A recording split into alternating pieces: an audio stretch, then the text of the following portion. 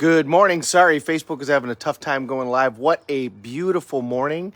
So I'm sorry I missed you guys yesterday. I was up and then all of a sudden things started happening. And next thing I know, I'm like, I forgot to talk to my peeps. So hump day, Mike, even though it's not hump day, it's Thursday.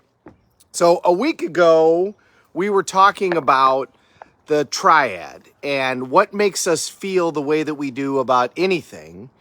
And it's these three different elements that come together to form a feeling. The big distinction to make is what happens, what causes you to feel a certain way? And the answer is no. You can decide how you feel about anything. We don't do that most of the time. We live in a reactionary state, but it isn't the event that decides how we feel. It's our interpretation of that event that decides how we feel. And that interpretation comes from this triad. And the base of the triad is physiology. Nothing changes how you feel more than a radical change in physiology. And, we know this with kids. When kids are tired, we say, get up and move around and you'll feel better. We know this with athletes. We watch them, and when they get ready to play a sport, they use their physiology to do that. Because if they're not in the right state, they're not going to perform in that sport properly. So a radical change in your physiology dramatically changes how you're going to approach a certain event. The second thing, and the two sides of the triangle, is focus/belief and language. Okay? So let's talk about language today, and we'll talk about focus/belief tomorrow. Isn't it beautiful? Absolute beautiful sunrise.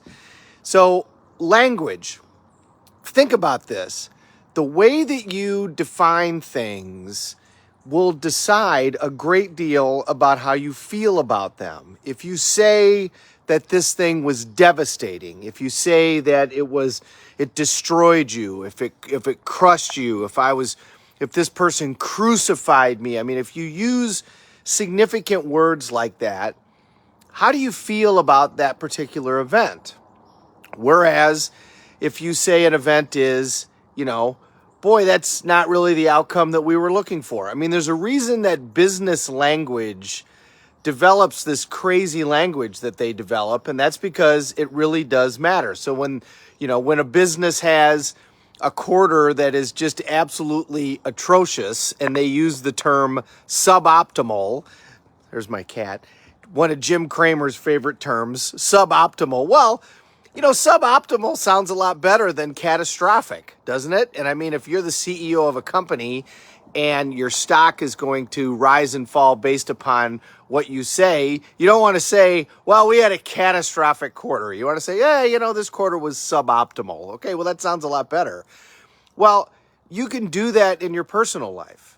I came in, I got a new building that I redid a couple of years ago. We've been in it about 2 years, and the only part of the building that we didn't redo is the very back roof. And, everybody looked at it, and how do you know? And everybody went, well, it looks like it's going to be okay. Well, the first winter, of course, the roof failed, and I came in on a Monday morning, no less, and it was raining like crazy, and there's an office in the very back of the building, and literally there was a waterfall in the office. And I don't mean that like an exaggeration. It was an absolute waterfall coming into that office. And a couple of my staff are there, a couple of my team are there, and they're kind of looking at me. And I said, well, we were supposed to have a water feature, but I didn't expect this. And everybody kind of smiled.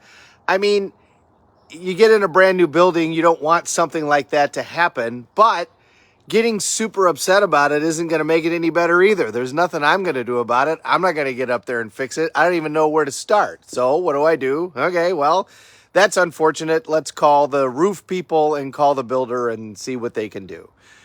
The way that you use your language to define a certain event is going to decide tremendously the energy that event brings to you. One of the things that we do in Tonyland is when we're going to evaluate a process or somebody's performance, we start with 3 things that were great.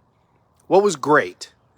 And we talk about those, and then we say, what could be improved? We don't say what was wrong or what was bad. We say what could be improved. Well, by starting out saying what was great, now you're going to be in a whole different mindset about, okay, well, these were great. Okay, well, what can I do better? You can always improve. There's always room to grow. So that's how we look at it. So as you talk to your kids, as you talk to yourself, if you're going to talk to your kids about their grades, or you're going to talk to your significant other about finances, start out with what's great. What have we done great? Let's look at the last couple of years. What have we really done very well in the last couple of years? Then you can say, okay, now where can we improve? Those language patterns will completely change how you feel, which is going to change your response, and your response is going to be more positive. Your response is going to be more constructive. Your response is going to be something that takes you to the next step. And then what do we get? We get the power of momentum. So pay attention to your language. It matters. I know that sometimes, if you watch CNBC, they make fun of these business guys with terms like suboptimal. But, I get it, because if you say something like catastrophic, then that's how you're going to feel. If your car gets a flat tire and you say, I had a horrifying morning. Okay, well, did you really? I mean, that's an unfortunate morning. That's not the outcome that you want, but was it really horrifying? I mean, did anybody die? Probably not. So we can say, I didn't have the morning that I was hoping for. Well, okay, that happens. These things happen. Life happens. And then you learn your lesson, and then you move on. So pay attention to your language. Say hi to my cat. Say hi to the beautiful sunrise. Thanks for watching, everybody. We're all in this together. Let's take care of each other. Have a great day.